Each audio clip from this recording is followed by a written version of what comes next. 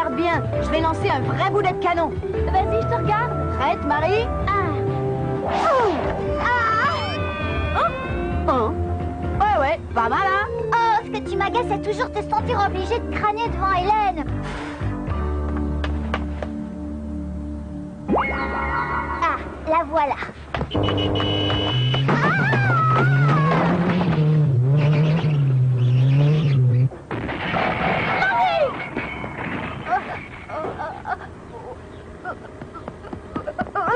Ça va? Tu n'as rien?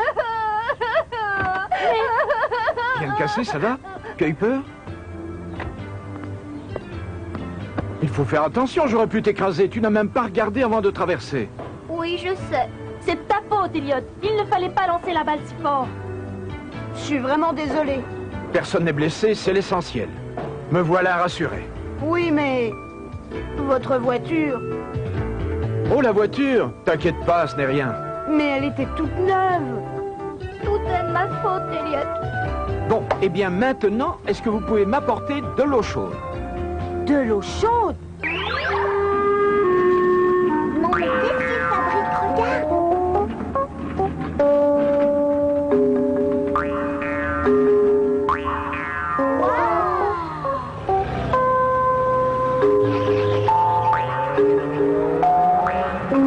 Mais c'est un magicien, un sorcier.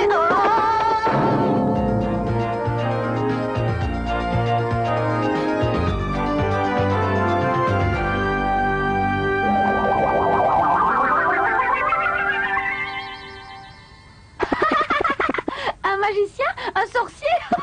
Ouais, ça va, hein? Tu peux rire, Ordi. Oh, excuse-moi, mais je t'assure qu'il n'est pas sorcier, et encore moins magicien, Elliot. Mais pourtant... Non, ne soyez pas entêtés, les enfants. Il s'agit en fait d'un tout nouveau matériau. C'est quoi un matériau? C'est une matière pour construire les choses, par exemple. Les carreaux des fenêtres sont en verre, et le verre est un matériau. Et ça, c'est du papier. Essaie de me dire quelle est la différence entre l'homme et l'animal. Oh, c'est très facile. La différence, c'est que l'homme utilise l'outil alors que l'animal en est incapable. C'est faux.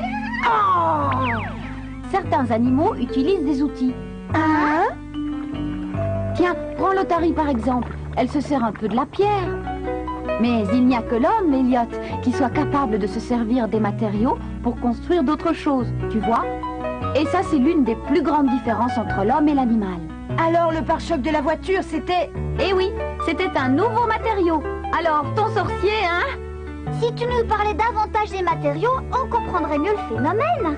Bon, si tu veux, nous parlerons surtout des métaux et des alliages. Ouais, vraiment content.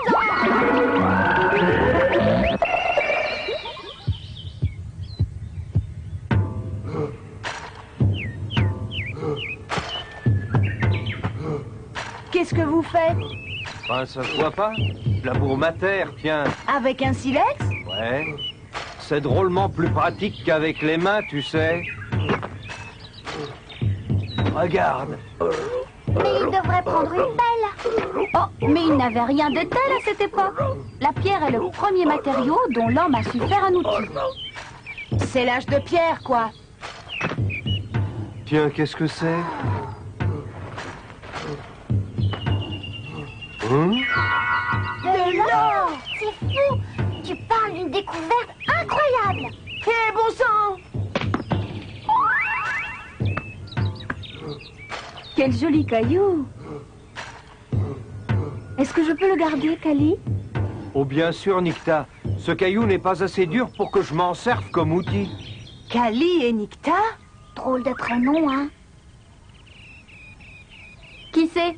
Ce sont peut-être les ancêtres de vos parents? L'or fut le premier métal que l'homme travailla après la pierre. Mais comme il était trop mou pour servir d'outil, on l'utilisa surtout pour faire des bijoux. Kali, comment trouves-tu mon collier? Il n'y a pas de doute, les femmes de l'époque étaient déjà coquettes. Alors, je vous plais? Les femmes commencèrent à porter de l'or et il devint très vite un matériau de grande valeur. Vous tous, écoutez-moi. Vous avez devant vous le plus grand des magiciens. J'ai nommé Aladdin. Hein? Qu'est-ce qu'il a dit? Aladdin? Enfin, son meilleur ami. Je m'appelle Aram. Rien que ça. Grâce à mon pouvoir, je vais maintenant fabriquer de l'or sous vos yeux ébahis. Un peu de silence, je vous prie, l'heure est grave. Tout d'abord, un lézard, un crapaud, un serpent, une tortue, un bec d'oiseau, une tête de poisson, de l'eau et du sel. Non mais, il croit vraiment que ça va faire de l'or, ordi? Il a l'air d'y croire, en tout cas. Allez, encore une cuillerée de sel et ça ira. Et voilà, nous y sommes. Et maintenant, la formule magique. Abracadabra, abracadabra, abracadabra, abracadabra. Oh, ah, ah.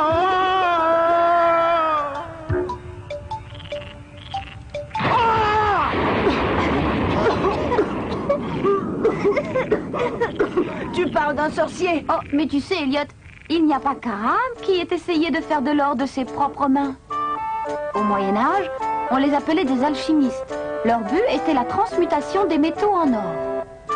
Alors, Aram est l'ancêtre de ces alchimistes?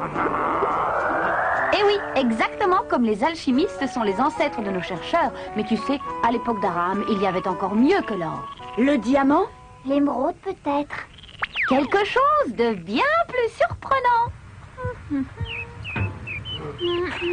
Oh, bonjour. Bonjour, bonjour. Comment allez-vous? Mais ce n'est même pas de l'or. Mais l'or s'est dépassé, ma chère. Il faut porter du fer maintenant. N'est-ce pas plus saillant? Regardez. Allez, à plus tard. Tiens! Du fer? Le fer fut considéré comme un métal ayant plus de valeur que l'or. Mais pourquoi? C'est qu'à cette époque-là, les hommes n'étaient pas capables de fabriquer du fer eux-mêmes. Le fer était alors un véritable don du ciel, puisque le seul fer qu'on trouvait à l'époque était celui contenu dans les météorites tombées du ciel. Tu sais, Cali, notre voisine a des tas de bijoux en fer, et ça me rend jalouse. Mais que veux-tu que j'y fasse? Il n'y a pas de météorites qui tombent tous les jours. Je suis pas magicien, moi. Oh, mais oui, c'est du... J'en ai assez, moi aussi, je veux du fer. Du fer! Hein, comment? Oh oui, c'est du fer! J'en suis presque sûr. Tu crois? Pas de doute, c'est ça. En chauffant la pierre et en la faisant fondre, j'obtiens du fer. On a du fer, nanana. Du fer! En effet, Cali venait de découvrir par hasard le minerai de fer, et ils ne tardèrent pas à comprendre qu'on pouvait obtenir du fer en faisant fondre ce minerai. Mais pourquoi avoir creusé un trou dans la pente? C'est parce que le minerai de fer doit fondre à une température élevée, et le feu est plus puissant sur les pentes exposées au vent. Au XVIIIe siècle, les hauts fourneaux permirent la fonte du minerai de fer en grande quantité. La roue à eau actionnait des soufflets qui envoyaient de l'air pour attiser le feu et sur le minerai. Mais à la préhistoire, aucun four de ce type n'existait encore. Le fer était de mauvaise qualité, car il contenait plein d'impuretés. Cali martelait le fer en même temps qu'il le chauffait, ainsi beaucoup d'impuretés disparaissaient, et le fer obtenu prenait l'apparence qu'on lui connaît aujourd'hui. Bonjour, voisine, vous allez bien? Oh, c'est mon petit morceau de fer qui vous met dans cet état? Mais c'est impossible! Vous avez raison, l'or s'est affreusement dépassé. Je suis obligée de vous laisser car j'en ai encore des tas à transporter. Au plaisir, voisine! Cependant, le fer restait fragile, et il était impossible de s'en servir comme outil. Zut, il est encore cassé. Il faudrait que tu obtiennes du fer plus solide. Je vais, sous vos yeux ébahis, me servir de mon immense pouvoir pour fabriquer du fer plus résistant que jamais. Abracadabra!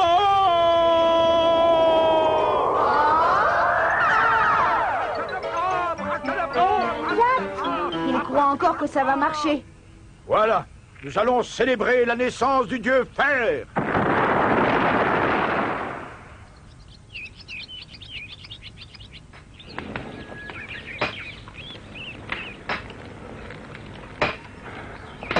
Est-ce que j'arriverai un jour à obtenir du fer plus résistant?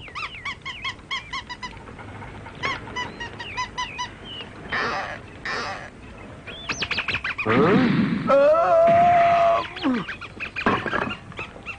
Oh, il a envoyé ma belle Binette dans les cendres. Oh, il sait. Oh. Intact. C'est solide, ça ne se casse pas. Comment ça se fait, hein? Regarde, c'est grâce au charbon. Tu vois? Du charbon. Auparavant, Kali avait obtenu du fer forgé contenant peu de charbon. Il était dur et pourtant pas encore assez résistant. Alors que là, avec beaucoup de charbon, le fer s'est transformé en acier. Regardez. Oh! Mais oui, la binette est tombée dans le charbon que le fer a absorbé pour devenir beaucoup plus solide. Youpi! J'ai trouvé! On peut obtenir du fer beaucoup plus résistant grâce au charbon! Hein? Mon bébé est né! Je suis papa! Mon bébé est né! Je suis papa! Je suis papa! Et voilà, l'homme commençait à travailler le fer, Kali et Nikta fêtaient la naissance de leur enfant, et l'humanité celle d'un nouvel âge, l'âge de fer. Oh, il est encore en train de labourer. Eh ben, vous travaillez dur, vous. Forcément, depuis que j'utilise des outils en acier, je travaille 3 fois plus vite qu'avec mes anciens ustensiles. Et grâce à ce fabuleux gain de temps, la production de blé et de légumes augmenta très rapidement. Mais quel rapport ça peut bien avoir avec les métaux ordi? Auparavant, la production de légumes suffisait tout juste à nourrir chaque famille. Mais peu à peu, leur production devint trop abondante. Du coup, écoutez ce qui s'est passé. Les gens commencèrent à échanger leurs produits contre d'autres marchandises. C'est ce qu'on appelle le troc. Mais ce troc n'était pas toujours commode. Alors, c'est à nouveau le métal qui les sortit d'affaire. Enfin, plutôt des pièces de monnaie en argent bien plus pratiques. Ainsi, le commerce put se développer. On put acheter n'importe quoi à n'importe qui. On fabriqua des outils de toutes formes et de toutes tailles pour de multiples applications. La découverte du métal bouleversa la vie quotidienne des hommes et ils ne purent plus s'en passer. Le fer était solide, ça, mais ça n'allait pas sans un gros inconvénient, le poids. On essaya donc de trouver un métal beaucoup plus léger. Voilà de la bauxite.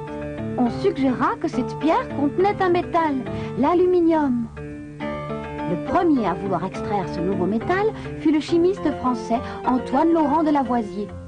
En 1825, le Danois Ørsted réussit pour la première fois à extraire le métal aluminium. Comparé à l'acier, l'aluminium était beaucoup plus léger, mais pas encore assez résistant. Au début du XXe siècle, l'Allemand Wilm tenta de fabriquer un alliage, mélange de plusieurs métaux qui soit à la fois solide et léger. Il combina l'aluminium avec du cuivre et du magnésium. Je me demande si le nouvel alliage que je viens de préparer va donner un matériau très solide. Ah! Si je le réchauffais une seconde fois, il devrait peut-être durcir. Mais oui, c'est ça. J'ai découvert un nouvel alliage très résistant. Wilm venait d'inventer le duralumin, qui est utilisé en aéronautique.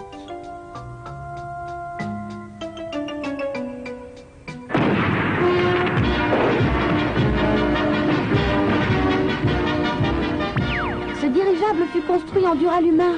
À mon avis, Wilm est un chimiste fou. Il croit qu'il peut faire voler du métal. C'est beaucoup trop lourd pour tenir dans les airs.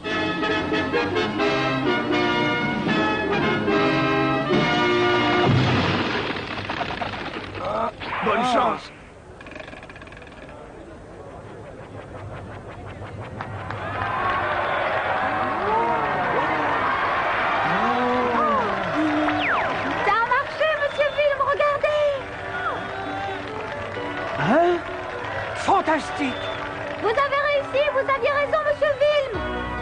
réussi à obtenir un alliage léger de mes propres mains. J'ai réussi. Toutes mes félicitations, Monsieur Vilm. Oh, que c'est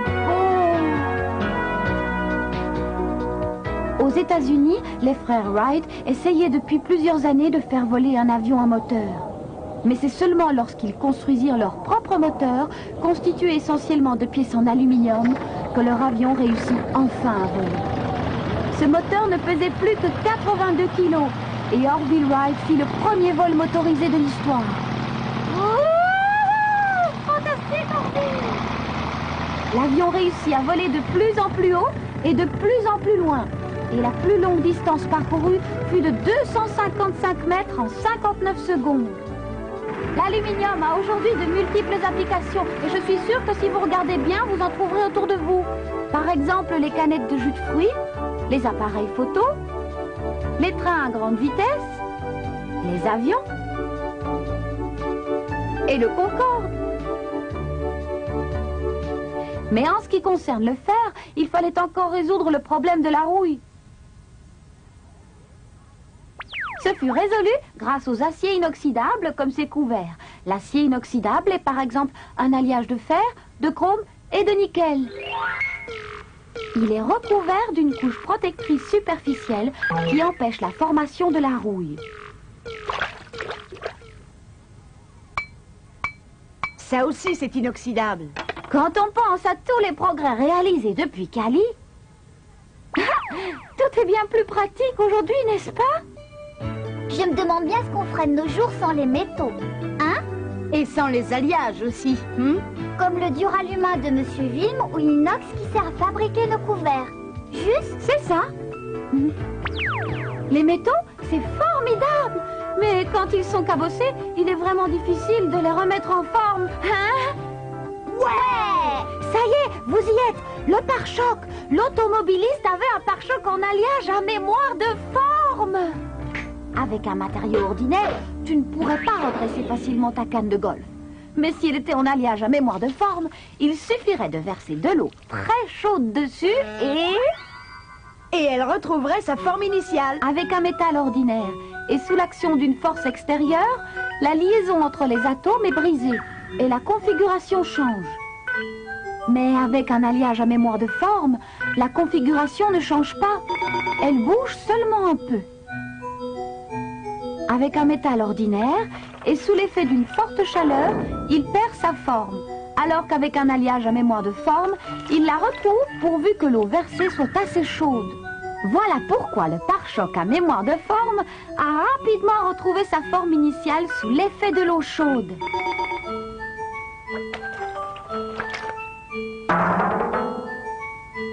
Ces nouveaux alliages sont encore très complexes à fabriquer et leurs propriétés vont encore évoluer. Oh, je comprends. L'eau chaude, ce n'était absolument pas un truc de magicien.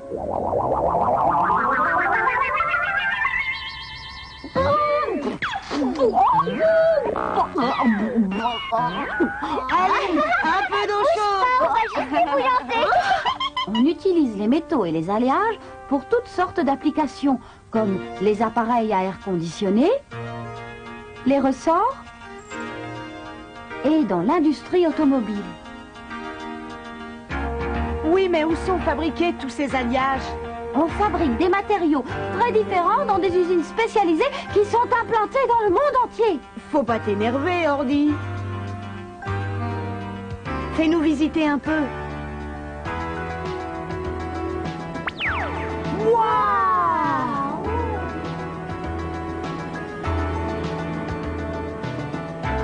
Après être passé par l'âge de pierre, l'âge de bronze et l'âge de fer, nous voici maintenant rentrés dans l'ère technologique. Salut!